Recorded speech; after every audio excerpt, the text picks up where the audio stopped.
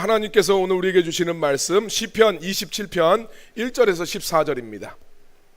우리 함께 말씀 읽겠습니다. 여호와는 나의 빛이요 나의 구원이시니 내가 누구를 두려워하리요. 여호와는 내 생명의 능력이시니 내가 누구를 무서워하리요. 악인들이 내 살을 먹으려고 내게로 왔으나 나의 대적들 나의 원수들인 그들은 실족하여 넘어졌도다. 군대가 나를 대적하여 진칠지라도 내 마음이 두렵지 아니하며 전쟁이 일어나 나를 치려 할지라도 나는 여전히 태연하리로다.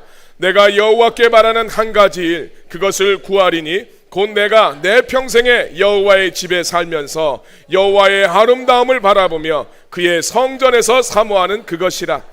여호와께서 환난 날에 나를 그의 초막 속에 비밀히 지키시고 그의 장막 은밀한 곳에 나를 숨기시며 높은 바위 위에 두시리로다. 이제 내 머리가 나를 둘러싼 내 원수 위에 들리리니 내가 그의 장막에서 즐거운 제사를 드리겠고 노래하며 여호와를 찬송하리로다. 여호와여 내가 소리내어 부르짖을 때에 들으시고 또한 나를 긍휼히 여기사 응답하소서. 너희는 내 얼굴을 찾으라 하실 때에 내가 마음으로 주께 말하되 여호와여 내가 주의 얼굴을 찾으리이다 하였나이다. 주의 얼굴을 내게서 숨기지 마시고 주의 종을 노하여 버리지 마소서. 주는 나의 도움이 되셨나이다. 나의 구원의 하나님이시여 나를 버리지 마시고 떠나지 마소서. 내 부모는 나를 버렸으나 여호와는 나를 영접하시리이다. 여호와여 주의 도를 내게 가르치시고 내 원수를 생각하셔서 평탄한 길로 나를 인도하소서. 생명을 내 대적에게 맡기지 마소서. 위증자와 악을 토하는 자가 일어나 나를 치려 함이니이다. 내가 산자들의 땅에서 여호와의 선하심을 보게 될 줄 확실히 믿었도다. 나는 여호와를 기다릴지어다. 강하고 담대하며 여호와를 기다릴지어다. 아멘. 자, 우리 옆 사람하고 한번 인사하겠습니다. 빛이 있으라. 빛이 있으라. 이 시간 말씀에 비치신 예수님이 여러분들의 삶을 환히 비춰주시길 주님의 이름으로 축원합니다. 우리 살면서 저마다의 문제들이 다 있죠. 인생을 살아가면서 아무런 문제 없는 인생은 아무도 없습니다. 근데 삶의 문제를 가진 사람들의 공통점이 뭔 줄 아십니까? 문제는 다 제각각이지만 공통점이 있는데 이 공통점은 그 문제와 함께 두려움이 찾아온다는 겁니다. 문제는 항상 두려움과 함께 우리의 삶을 찾아오죠. 바울은 사랑하는 동역자 디모데에게 보내는 편지에서 디모데 너는 절대로 두려워하지 말아라. 두려워하는 것은 하나님이 주시는 마음이 아니다. 이렇게 권면을 하고 있습니다. 디모데후서 1장 7절 말씀입니다. 같이 읽어볼까요? 하나님이 우리에게 주신 것은 두려워하는 마음이 아니요 오직 능력과 사랑과 절제하는 마음이니. 그렇습니다. 두려움은 하나님이 주시는 마음이 아니고 오직 능력과 사랑과 절제하는 마음을 가져라. 이렇게 권면을 하고 있습니다. 여기서 우리가 주의할 것은 여기서 말하는 두려움은 두려움이라는 감정 자체를 의미하는 것이 아니라 두려움에 사로잡혀서 위축되고 소심한 그런 마음, 이것을 이야기하는 겁니다. 그래서 겉으로 드러나는 것은 두려움이라는 감정에 사로잡히지 말라는 말처럼 들리지만 그 말이 아니라 두려움 자체에 사로잡혀서 마비되면 안 된다. 두려움에 사로잡혀서 위축되면 안 된다. 이것이 우리들의 삶에 도움이 되지 않는다. 이것을 이야기하는 이야기입니다. 사실 두려움은 여러 가지로 우리들의 삶 속에 해악을 끼치죠. 두려워지면 사람은 딱 마비돼 버리는 경우가 있습니다. 어떤 염소도 보니까 그런 염소 있던데요. 유튜브에서 보셨는지 모르겠는데 짐승들이 쫓아오거나 그런 마비가 되어서 근육이 경직이 돼서 그대로 쓰러져 버리는 염소를 봤어요. 사람도 그렇습니다. 두렵게 되면 자신감을 잃어버리고 소심하게 돼서 할 수 있는 것도 대처를 못하는 경우가 있습니다. 2002년에 이것도 참 오래된 이야기네요. 히딩크 감독이 선수들을 훈련시킬 때 우리 그때 많이 아시잖아요. 별명도 뭐 5대0 이런 별명 얻어가면서도 유럽의 강팀들하고 일부러 연습 경기를 많이 시켰습니다. 당시는 지금하고 많이 달랐지요. 당대에는 해외에 진출했던 해외파들이 거의 없었습니다. 그러다 보니까 한국 팀이 유럽의 강팀들과 만나게 되면 맨날 자기들도 텔레비전에서 보던 그 스타 플레이어들하고 경기를 하게 되니까 그들하고 딱 마주치면 그냥 얼어버리는 겁니다. 주눅이 들어서 제대로 경기를 못하는 경우가 너무 많았어요. 그래서 히딩키가 이것을 극복하기 위해서 일부러 유럽의 강팀들과 부딪히게 만들었죠. 이 의도가 적중을 해서 본선에 올라갔을 때 우리 한국 선수들이 유럽의 강팀들을 만나서 얼어붙지 않게 됩니다. 자기 플레이하는 방법을 터득하게 되었고, 이것이 월드컵에서 우리 4강을 얻게 되는 중요한 요인 중에 하나가 되죠. 두려움은 우리한테 자신감을 빼앗아가요. 굉장히 위축시키고, 그래서 두려움에 사로잡힌 사람은 자기가 충분히 해결할 수 있는 일임에도 불구하고 해결하지 못하고 거기에서 낙심하게 됩니다. 또한 두려움의 해악은 뭐냐면 우리의 삶의 질을 떨어뜨립니다. 옛날 전도사 시절에 제가 주일학교 어린이부를 오래 했었는데 청소년부는 가고 싶었는데 그렇게 안 되고 어린이부만 맨날 이렇게 맡았어요. 네. 근데 지금 이제 나이 들어서 청소년부 담당 막 하고 있으니까 이 초등학교 1, 2학년 남자애였는데 기억이 나요. 기억이 났는데 무슨 이야기를 하다가 아이가 그러는 거예요. 우리 엄마는요, 내가 잘못되면 못 산대요. 이 이야기를 하는 거예요. 엄마가 맨날 자기한테 그 이야기를 하는 거야. 야, 너 잘못되면 나 살 수가 없어. 이 이야기를 한대요. 그러니까 항상 아들을 막 학교 보내면서도 야, 이러다가 저런 일 벌어지면 어쩌냐, 이런 생각만 하고 있어요. 여러분 한번 생각해 보세요. 그 엄마가 정상적인 삶을 살 수 있겠습니까? 맨날 애 학교 보내고 나서 야, 지금 나가다가 어떻게 되면 어떻게 하냐, 맨날 이 생각하고 있으면 그 삶을 제대로 살아갈 수가 없는 거죠. 두려움은 우리의 삶을 즐길 수 없게 만듭니다. 행복한 이기주의자라는 책 웨인 다이어가 이렇게 이야기하죠. 어제 일어났던 일에 대한 죄책감을 느끼거나 그 다음에 내일 일어날 수 있는 어떤 일에 대해서 우리가 두려워하게 되면 오늘 완전한 충족에 이르지 못한다라고 이야기해요. 너무 걱정과 염려로 살아가면 오늘 충분히 즐길 수도 있는데 그건 내일 일어날 수도 있고 안 일어날 수도 있는 일인데 그것에 대해서 생각을 하다가 오늘 내 삶을 즐기지 못한다라는 이야기입니다. 막연한 두려움들 우리한테 있잖아요. 네, 살아가면서 문득 이런 일이 벌어지면 어쩌나, 이런 막연한 두려움이 있는데 이게 현재를 제대로 살 수 없게 만든다라고 이야기합니다. 삶의 평안이 사라지는 거죠. 또 두려움은요, 이게 더 이제 큰 문제인데 하나님을 불신하게 만들고 불순종하게 만듭니다. 두려움의 가장 큰 해악이 이 영적인 것하고 이제 관련이 있습니다. 성경에서 두려움의 이야기가 많이 나오죠. 이 가데스 바네아에 보면, 가데스 바네아에서 이스라엘의 정탐꾼들 이야기 여러분 잘 아시잖아요. 이 이야기가 보면 두려움에 빠진 사람들은 하나님이 약속해 주셨어도 그것을 믿지 못하고 결국은 불순종하게 됩니다. 이 12명의 정탐꾼들의 이야기가 그걸 보여주잖아요. 정탐을 하고 난 뒤에 여호수아와 갈렙을 제외한 10명의 정탐꾼이 보고 온 것에 대해서 부정적인 이야기를 합니다. 야, 그 사람들의 성은 참 높고 견고해서 우리가 아무리 애를 써도 점령하지 못할 것이다. 또 가나안 사람들을 보니까 이 사람들이 장대해서 그들 앞에 선 우리들의 모습은 꼭 메뚜기와 같았다라고 보고를 하게 됩니다. 그리고 이 보고를 듣게 되니까 이스라엘 백성들이 전체가 다 두려움에 빠져서 그 땅을 하나님이 주시겠다고 약속을 하시는데 그 약속은 믿지 못하는 거예요. 그러면서 하나님이 우리를 죽이려고 여기로 데리고 왔다, 이렇게 하나님에 대해서 원망하고 불평하게 됨으로써 40년 동안 광야에서 헤매게 되는 일이 여기서 발생을 하잖아요. 두려움은 이처럼 하나님이 주신 약속을 믿지 못하게 만들어요. 여러분, 약속에 대한 소망이 있으면, 우리 인생을 봐도 그렇잖아요. 소망이 있으면 오늘 힘있게 살아갈 수 있어요. 희망이 있어요. 그런데 하나님 약속을 못 믿잖아요. 그러면 낙심밖에 안 됩니다. 소망이 없는데. 이게 참 중요해요. 내가 하나님이 뭔가 우리한테 주신 약속을 믿고 살아가는 사람의 모습과 믿음이 없는 사람의 모습이 그렇게 달라요. 하나님의 약속에 대한 믿음이 있는 사람들은 인생이 활기차질 수밖에 없어요. 소망이 있으니까.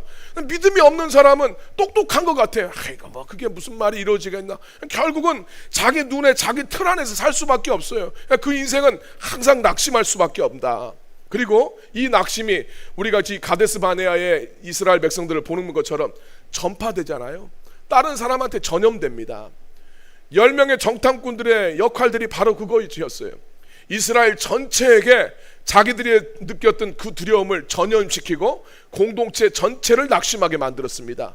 그 결과 하나님이 약속하셨는데 그걸 못 누리잖아요.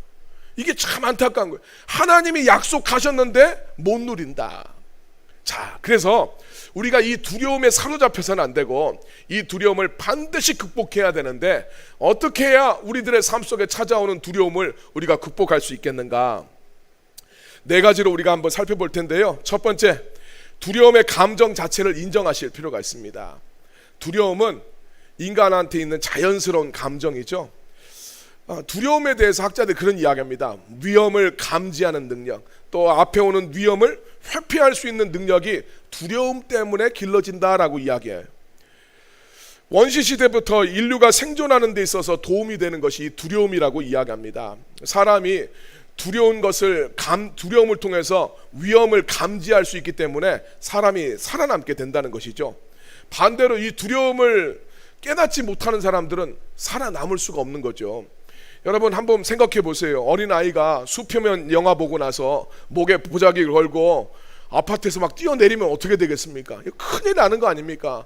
그 충동이 아이들한테 다 있죠. 그런데 못하는 이유는 뭡니까? 두려움 때문입니다. 예. 아이들한테 이 두려움이 있어요. 두려움이 없다면 숱한 사람들이 엉뚱한 짓 하다 죽었을 거예요. 여러분 그거 보셨겠죠? 윙슈트라는 거 아시죠? 옷에 이렇게 날개처럼 날다람쥐처럼 달려가지고 비행기에서 막 뛰어내리는 사람들 있잖아요.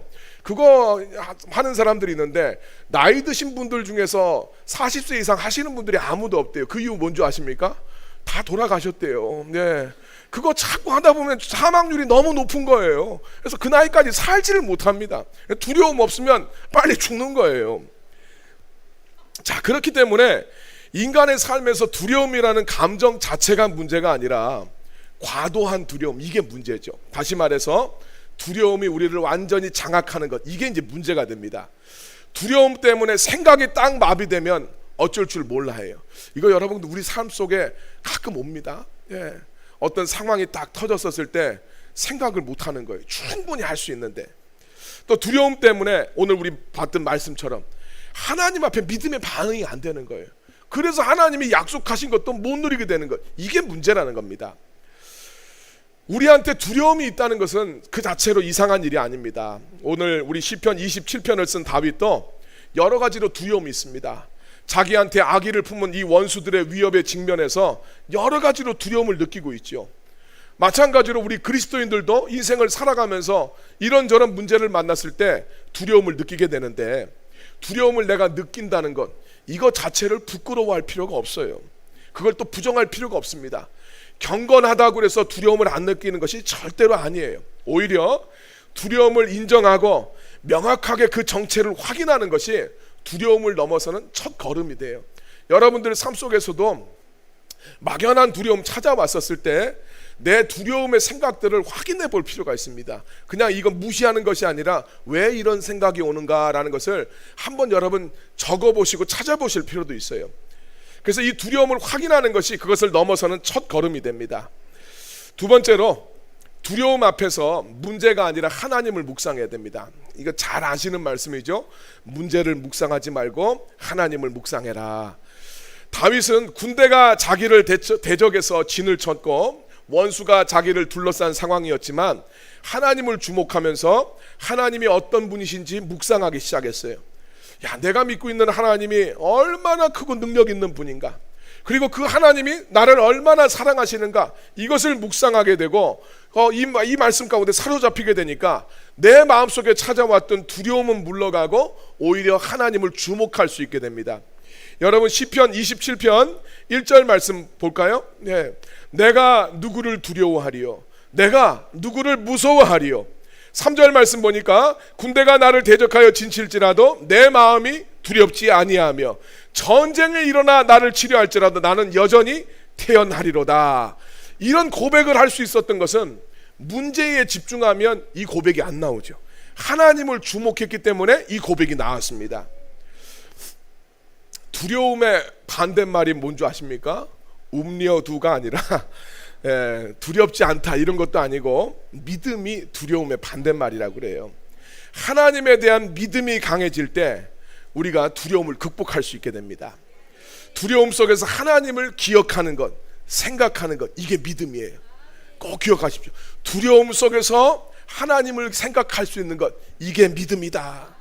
그래서 여러분 정말 중요한 것은 여러분의 인생에 두려움이 찾아올 때 여러분들의 삶 가운데 역사하시는 하나님을 부르시길 바랍니다. 시편 27편 1절 말씀, 다윗은 여호와를 나의 빛이요 나의 구원이시니 내가 누구를 두려워하리요, 여호와는 내 생명의 능력이시니 내가 누구를 무서워하리요, 이렇게 이야기합니다. 말씀을 보면 다윗이 하나님을 뭐라고 이야기합니까? 나의 빛, 나의 구원, 나의 생명의 능력, 이렇게 고백하고 있어요. 근데 중요한 것은 소유격입니다. 하나님을 추상적으로 객관화시킨 게 아니에요.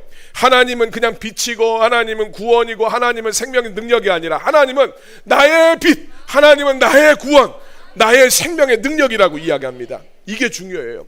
하나님을 객관화시키지 마시고 나의 하나님으로 고백하시길 바랍니다. 하나님이 나의 하나님이 됐을 때 역사하시는 하나님을 경험할 수 있어요. 여러분, 그래서 정말 중요한 것은 두려움의 시간을 여러분들 하나님을 나의 하나님으로 고백하는 시간으로 삼으시길 바랍니다. 두려움의 시간을 우리가 해야 될 것은 그냥 하나님이 아니라 그 하나님이 내 하나님이시다, 이것을 분명하게 고백해야 돼요. 여러분, 우리가 우리 하나님을 성경 속에 있는 하나님으로만 생각을 하면 안 됩니다. 다윗을 그렇게 도와주셨던 하나님, 이스라엘을 하나님이 그렇게 도와주셨대, 남들의 이야기로만 듣는 것이 아니라 그 하나님이 나의 하나님이라고 고백했었을 때 하나님이 여러분들의 삶 속에 역사해 주시는 거예요. 우리가 진실된 마음으로 하나님이 나의 하나님이심을 믿고 주님의 이름을 부르실 때 주님께서 여러분들의 삶을 축복하시고 승리를 주실 줄로 믿습니다. 시편 27편 5절 말씀, 다윗이 이렇게 고백합니다. 함께 읽겠습니다. 여호와께서 환난 날에 나를 그의 초막 속에 비밀히 지키시고 그의 장막 은밀한 곳에 나를 숨기시며 높은 바위 위에 두시리로다. 아멘. 우리가 하나님을 나의 하나님을 하고 부르고 고백하게 되면 하나님은 환난 날에 우리를 지켜주십니다. 장막 속에 숨겨주시고 높고 안전한 바위 위에 우리를 높이 세워두시는 분이에요. 다윗한테는 이 확고한 믿음이 있었습니다. 그래서 두려움이 찾아왔었을 때 하나님이 어떤 분이신지를 여러분 묵상하시길 바랍니다. 하나님이 어떤 분이신지를 알 때, 그리고 그분이 나의 하나님이신 것을 내가 알 때 우리는 주님이 주시는 평안을 누릴 수 있게 됩니다. 그래서 두려운 마음, 자꾸 걱정이 되고 염려가 찾아올 때 성경을 읽으세요. 하나님의 말씀, 시편 말씀들을 여러분 읽으시고, 또 우리 사무엘 상하 말씀들을 여러분 읽으시고, 출애굽기 우리 전반부에 있는 그런 말씀들을 읽으시면서 두렵고 염려할 때 하나님이 어떻게 역사하시나, 에스라서 우리 느헤미야서 이런 말씀들, 다니엘서를 바라보시면서 두렵고 염려될 때 하나님의 말씀을 자꾸 여러분이 묵상하실 필요가 있어요. 성경을 읽게 되면 하나님이 어떤 분이신가 이해가 되기 시작을 해요. 그리고 성경을 읽다 보면 나도 모르게 말씀이 내 안에 쑥 들어오게 됩니다.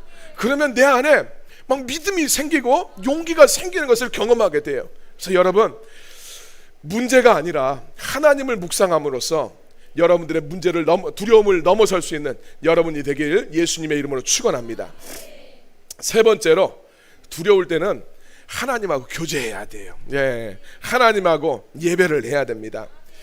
이 두려움이 찾아왔었을 때 참 우리가 주눅이 들고 또 여러 가지 위축되는 게 사실입니다. 그때 하나님과 친밀함을 경험하고 하나님하고 교제하게 되면 우리 안에 하나님이 힘과 용기를 주세요. 우리 아까 불렀던 찬양처럼 내가 너를 굳세게 하리라. 내가 나를 굳세게 하는 게 아니고 하나님이 우리를 굳세게 해주시는 거예요. 교회 처음 우리 개척하러 광양에 왔을 때 교회당 설계도가 나오길 기다리면서 여름을 보냈어요. 우리가 6월 마지막인가 7월 마지막 주에 왔는데 여기서 이제 여름을 이렇게 보냅니다. 할 일도 없고 교회도 없고 설계도 나오길 기다리고 있는데 어느 날 홈플러스 가서 이렇게 장을 보고, 저 혼자였어요. 장을 보고 성호 아파트 그때 살았으니까 지하 주차장에 주차를 하고 장바구니를 들고 어두컴컴한 지하 주차장을 이렇게 걷는데 마음속에 이러다 안 되면 어떻게 하냐, 개척하는 게 개척하러 왔는데 이러다 안 되면 어떻게 하냐, 이 마음이 갑자기 훅 찾아오는데 그 순간 마음속에 두려움이 확 들어오는 것을 느꼈어요. 그날 밤부터 밤에 잠이 잘 안 와요. 뜬 눈으로 나를 막 거의 새는 거예요. 이게 며칠 되니까 이러면 안 되겠다 싶어서 길 건너편에 이제 성우 아파트 맞은편에 우리 세수만 교회 있잖아요. 목사님하고 안면이 있었어요. 목사님한테 말씀을 드리고 그 교회 새벽 예배를 나가기 시작했습니다. 잠을 제대로 못 잘 정도로 두려운 마음이 있는데 새벽에 가서 정말 막 부르짖어서 기도를 하다 보면 어디선가 막 힘과 용기가 막 솟아나서 입으로 막 선포하게 되는 거예요. 그럼 마음속에 용기가 막 솟아나는 것을 느꼈어요. 여러분, 세상이 우리를 압도하고 우리를 막 궁지로 몰아가는 것 같을 때, 어떤 사람이나 상황이 여러분들한테 겁을 주고 두려움을 줄 때, 그때 일부러 여러분은 하나님과 시간을 보내실 필요가 있습니다. 다윗은 마음속에 두려움이 막 찾아올 때, 대적이 진치고 원수가 자기를 둘러싼 그 상황 속에서 하나님과의 그 친밀한 교제를 정말 사모했어요. 자, 우리 시편 27편 4절 말씀 같이 읽겠습니다. 내가 여호와께 말하는 한 가지 일, 그것을 구하리니 곧 내가 내 평생에 여호와의 집에 살면서 여호와의 아름다움을 바라보며 그의 성전에서 사모하는 그것이라. 아멘. 여러분, 이 지금 4절 말씀이 우리 잘 아는 거잖아요. 우리 찬양으로도 있고 내 평생에 원하는 건 여호와의 집에 거하는 거, 찬양하는 그 찬양이 무슨 뭐 한가하고 뭐 모든 일이 잘 되고 이럴 때가 아니었다는 거예요. 원수가 나를 대적해서 군대가 진을 치고 악인들이 나를 둘러싼 그런 상황 속에서 다윗은 지금 이 찬양을 부르는 거예요. 정말 인생의 위기 때 하나님의 임재를 사모했다는 것이죠. 성전에 거하고 싶다는 것은 하나님과 교제하기를 갈망했다는 표현이에요. 그래서 여러분, 두려움이 몰려올 때 하나님을 기억하는 것, 이게 믿음이라 그랬죠. 그 믿음을 가지고 우리가 가야 될 곳이 어딥니까? 교회입니다. 교회에서 주님의 얼굴을 바라보면서 찬송을 부르고 하나님과 교제하며 예배 가운데 젖어들어야 돼요. 혹시 여러분들이 교회 갈 상황이 되지 않거든, 여러분 계신 곳에서라도 혼자라도 찬송하고 기도할 필요가 있습니다. 만약에 찬송할 마음이 생기지 않으면 여러분이 좋아하는 찬양이라도 틀어놓으세요. 그러면서 주님 앞에 기도하세요. 여러분들이 두려움을 극복하길 원한다면 감정이 여러분들이 그 상황을 허락하지 않더라도 의지적으로 하나님 앞에 나아가시길 바랍니다. 시편 27편 6절 말씀 같이 읽겠습니다.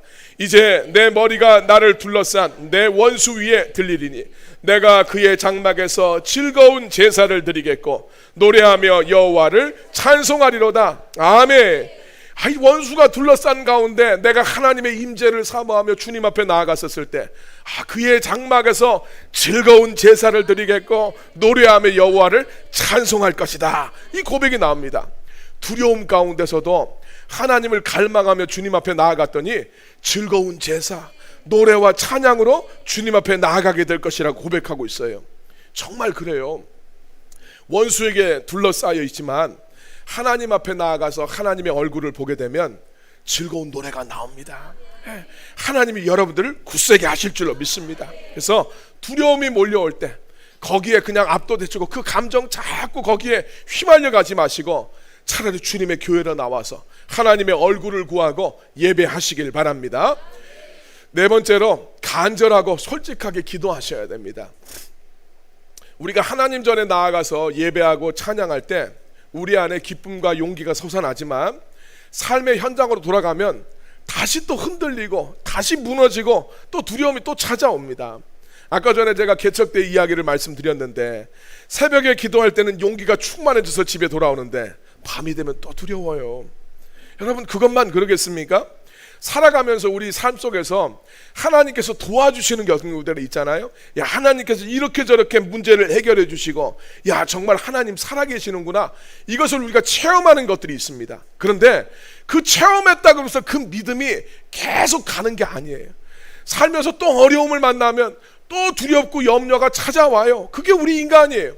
우리의 믿음이라는 것이 그대로 있질 않아요. 우리의 믿음의 승리의 고백들이 있다 할지라도 아침 저녁 다른 것이 우리들의 모습이에요. 그래서 시편 27편 1절에서 6절까지 다윗은 주님에 대한 확신과 또 이 예배의 기쁨에 대한 이야기로 가득하지만 7절부터는 다시 비장한 마음으로 하나님 앞에 부르짖고 매달리고 기도하는 내용이 나오는 이유는 바로 여기에 있어요. 다윗이 인생의 초반부에 사울에게 10년 이상 쫓겨다니면서 굉장히 어려운 시간들을 겪었지만 인생의 말년에 이르러서는 아들 압살롬에게 죽음의 위기를 겪으면서 또 도망 다니지 않습니까? 전에 겪어했던 그 믿음을 가지고 압살롬한테 도망 다닐 때 그때 옛날에 해주셨으니까 괜찮아 이러지 않는다는 이야기예요. 그 문제가 왔었을 때는 또 여전히 마음이 힘들고 위태롭고 두려움이 찾아옵니다. 문제는 우리의 삶 가운데 계속 찾아옵니다. 우리는 그때마다 두려움의 공격을 받게 되는데 그때 필요한 것이 무엇인가? 간절하고 솔직한 기도예요. 그래서 여러분, 기도의 단계들이 있습니다. 5가지로 여러분들한테 소개를 해드릴 텐데, 첫 번째, 기도할 때는 부르짖어서 기도하세요. 하나님 앞에 기도할 때 부르짖어 기도하셔야 됩니다. 시편 27편 7절 말씀 보니까 여호와여 내가 소리내어 부르짖을 때에 들으시고 또한 나를 긍휼히 여기사 응답하소서 이렇게 기도합니다. 다윗은 하나님 앞에 부르짖어 기도하면서 하나님 내 기도에 들어달라고 응답해달라고 주님 앞에 그렇게 나갔어요. 어떤 사람들은 이야기합니다. 야, 하나님이 귀가 먹었냐? 뭘 그렇게 꼭 부르짖어야 되냐? 광신도 같다. 이렇게 이야기합니다. 그렇게 하나님 귀 안 먹었으니까 그렇게 안 해도 하나님 다 들어주신다고 하는데 그것은 여러분 간절함을 몰라서 하는 소리입니다. 여러분 한번 입장을 생각해 보세요. 여러분이 늪지대에 빠졌어요. 영화에서 보는 늪지대에 빠져서 점점 몸이 막 빠져 들어가고 있습니다. 주변에 아무도 없는데 누군가 옆에서 사람이 지나가요 하는 소리가 들렸어요. 그러면 여러분 어떻게 하시겠습니까? 이보시오, 저 좀 도와주시오. 바쁘시면 그냥 가시되 나 좀 도와주시오. 이렇게 말할 사람 누가 있겠어요? 예? 여러분 정말 그런 갈급한 심령이라고 생각해 보세요. 하나님 도와주시면 좋겠습니다. 안 도와주셔도 상관없고요. 누가 그렇게 하겠냐고요. 정말 기도하는 마음은 간절한 마음으로 기도해야 됩니다. 성경에서는 이야기합니다. 부르짖어라, 환난 날에 부르짖어라, 전심으로 찾아라, 그렇게 이야기하잖아요. 여러분 그래서 기도하실 때는 내가 전심을 다하지 않는 기도에는 어떤 영적인 사건도 일어나지 않는다, 그런 심정을 가지고 하나님 앞에 기도하시길 바랍니다. 그리고 기도하실 때는 두 번째로 내 감정과 생각과 처지와 형편을 하나님이 아시지만 여러분들이 그대로 말씀드려야 됩니다. 기도할 때 하나님 퉁치는 기도하면 안 돼. 아시죠? 그렇게 하시면 안 돼. 한마디로 다 떼우려고 하는 그 게으른 기도를 하면 안 됩니다. 그래서 여러분 이게 사실 굉장히 중요해요. 마음을 토로할 때 하나님이 여러분들의 마음을 섬세하게 만지시는 걸 느껴요. 그냥 아시죠 하면 하나님도 그냥 두리뭉실하게 이러고 넘어가요. 근데 여러분들이 정말 전심으로 여러분들이 세세하게 말씀을 드리면 내 감정, 내 생각, 내 처지에 대해 구체적으로 말씀하시는 걸 느끼게 됩니다. 다윗도 기도할 때 하나님 앞에 막 서운한 마음도 있어요. 그 기도도 그렇게 해요. 하나님이 자꾸 피하시는 것 같으니까 이렇게 이야기하죠. 9절 말씀입니다. 주의 얼굴을 내게서 숨기지 마시고. 지금 이 마음은 뭡니까? 하나님이 숨기는 것 같은 거예요. 하나님이 지금 자기 눈에 떠나 보이는 것 같은 거예요. 주의 종에게 노하여 버리지 마소서. 주는 나의 도움이 되셨나이다. 나의 구원의 하나님이시여 나를 버리지 마시고 떠나지 마소서. 하나님 앞에 그 자기의 모든 감정들, 서운함까지도 말씀을 드리는 겁니다. 이게 여러분 진정한 기도예요. 진짜 기도는 형식에 구애받지 않습니다. 내 감정과 내 마음, 내 생각을 그대로 말씀드리는 것이 기도입니다. 그럴 때 하나님은 내가 너를 잊지 않고 있다, 내가 너의 기도를 듣고 있다, 내가 너와 함께 있다는 확신을 주세요. 그래서 여러분 간절한 마음으로 주님 앞에 부르짖고 매달리시고 주님 앞에 머무르시길 바랍니다. 세 번째로 하나님의 사랑을 확신하면서 기도하셔야 돼요. 우리가 기도하는 대상 하나님은 우리한테 냉혹한 그런 분이 아닙니다. 우리의 기도를 막 외면하고 막 이러는 분이 아니에요. 여러분 우리 가끔 가다가 어떤 뉴스에 보면 막 그런 거 나오잖아요. 막 무슨 정치인들한테 자기 지역에 문제 가지고 막 무릎 꿇고 막 이런단 말이에요. 왜 국민들이 왜 그 정치가들한테 무릎을 꿇어야 됩니까? 말이 안 되죠. 표달 때났다고 이제 지들이 저라고 그러는데 맨날 국민들이 민원 해결하려면 무릎 꿇고 그렇게 하면 안 되죠. 하나님 그런 분이 아니라는 거예요. 하나님은 정말 좋으신 아버지시다, 우리를 외면하지 않으시는 그런 분이시다라는 것을 믿고 기도하셔야 돼. 지금 당장에는 하나님이 나를 외면하시는 것 같아도 하나님 그러시는 분이 아니에요. 자, 그래서 27장 10절 말씀해 보니까 내 부모는 나를 버릴지 몰라도 하나님은 나를 버리시는 분이 아니야. 예. 내 부모는 나를 혹시 버릴 줄 몰라도 하나님은 우리를 그러시는 분이 아니고 영접해 주시는 분이시다. 예. 두려움이 올 때 이걸 꼭 기억하시면서 기도를 하세요. 그래야 용기가 납니다. 두려움에 휘말리지 않으려고 하면 우리를 긍휼히 여겨주시는 내 아버지, 사람 아버지랑도 달라요. 사람 아버지는 변할 수 있어요. 근데 우리 아버지는 그렇지 않습니다. 하나님의 사랑을 확신하시면서 기도하시길 바랍니다. 네 번째로 하나님의 인도하심을 여러분 구하세요. 하나님에 대한 신뢰의 마음으로 내 사랑과 내 생각과 감정을 주님 앞에 말씀드리고 나서 하나님 인도해 주심을 기도할 필요가 있습니다. 27편 1절, 11절, 12절 말씀 우리 같이 한번 읽겠습니다. 여호와여 주의 도를 내게 가르치시고 내 원수를 생각하셔서 평탄한 길로 나를 인도하소서. 내 생명을 내 대적에게 맡기지 마소서.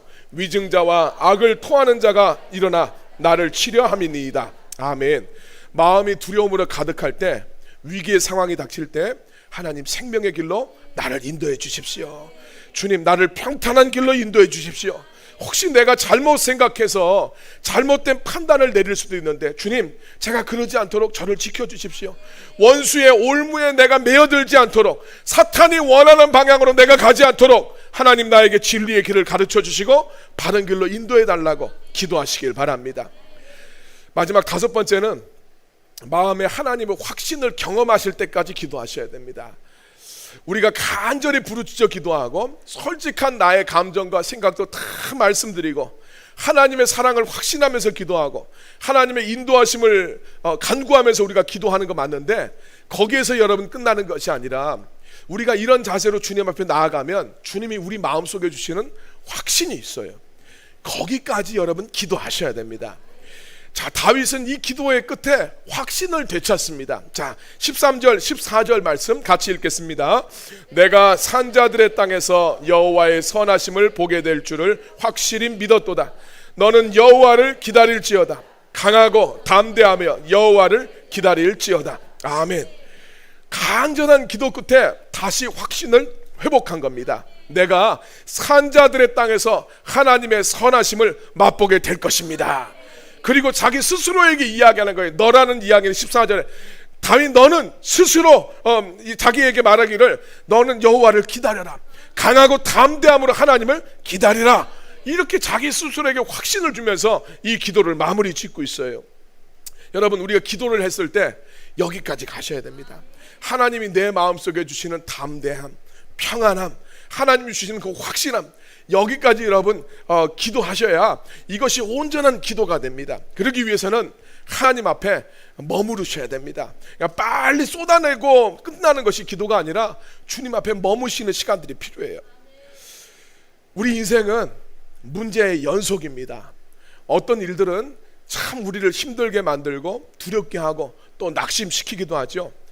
근데 그 두려움의 시간에 하나님 기억할 수 있는 것, 인생의 두려움만 생각하는 것이 아니라 내 아버지가 계시지, 하나님이 함께 하시지, 그것을 기억하는 것이 믿음이라고 그랬어요.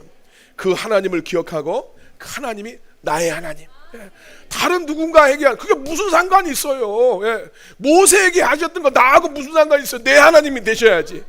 나의 하나님으로 고백했었을 때 그 두려움의 시간이 정말 하나님이 살아계시고 우리들 삶 속에 일하시는 하나님을 경험하는 그런 시간이 될 줄로 믿습니다.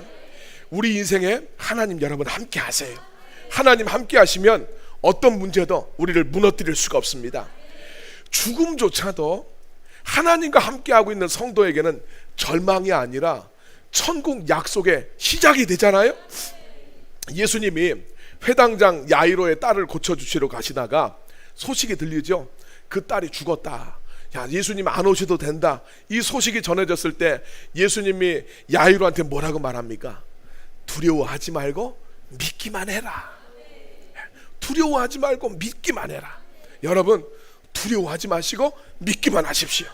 하나님이 함께 하시면 될 줄로 믿습니다.